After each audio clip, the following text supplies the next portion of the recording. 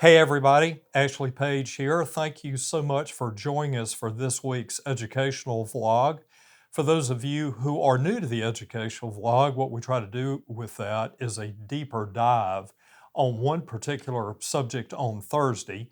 That's in compare and contrast to the portfolio vlog that the guys do on Monday and send out to you, that really just highlights a lot of market impact for the week, along with on Tuesday a lot of the research that we send you. But on Thursday, we like to take more time and go a little bit deeper on one subject that we feel like can sort of build your library, as it were, in money and markets to help you understand it better and ask better questions of us. So we've got a very interesting one for you today, we think, that is all over the news and everything you need. The title of our vlog today is What Impact Will Artificial Intelligence, or AI for short, have on the global economy in the next few years? We can sum that up in two words: massive and transformative. Really, not to wax poetic, but this is a game-changing event in human history. Much like the development of agriculture, the Industrial Revolution, it's going to be that level of step up. But first, let's look at a quick definition of AI.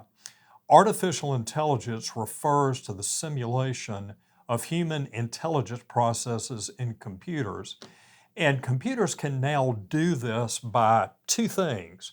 One is processing massive amounts of data, that's first. And secondly, actually learning from it. Despite recent advances that you've heard a lot about lately, it seems like it's something that has just hit us and come at us. And that's sort of broken through a little bit because computer capability. The truth is, the idea of AI and even that terminology is not new. The term AI was first coined at the Dartmouth Conference in 1956, named for the college where it has occurred, by Dr. John McCarthy, a longtime Stanford professor who died in 2011. And two of his colleagues in an academic paper, the Dartmouth Conference, they were actually the first in 1956 to use the term AI.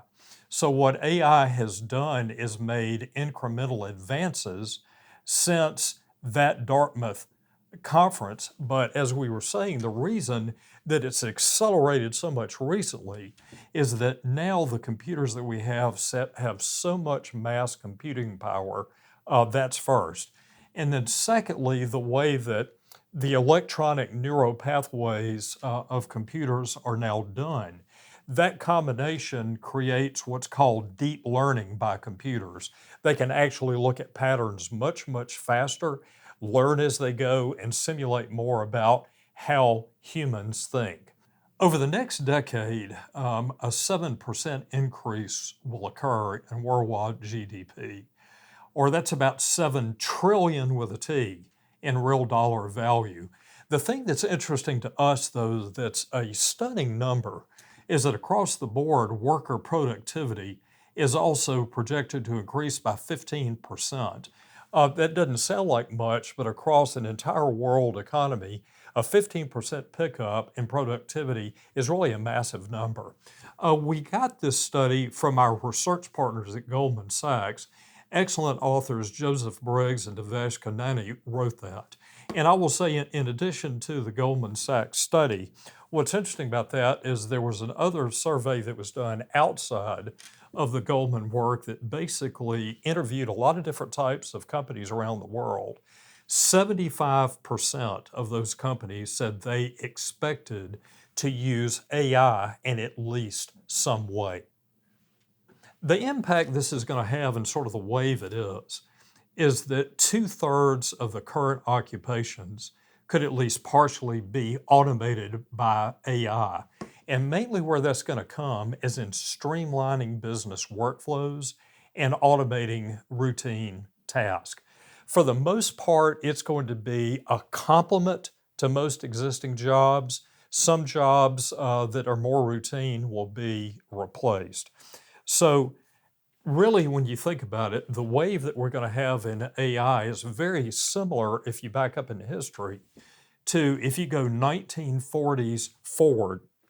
If you think about it, 60% of the jobs that we to do today, 60%, did not exist in 1940. That type of employment wave from 1940 to now, AI is going to have a lot of impact, very much like that, in creating new, highly valued occupations. And much like the Industrial Revolution, you should be replacing a lot of more mundane, lower paying jobs with higher and paying jobs that add value. Finally, I thought I would give you a quick example. Here are three practical categories where AI can impact.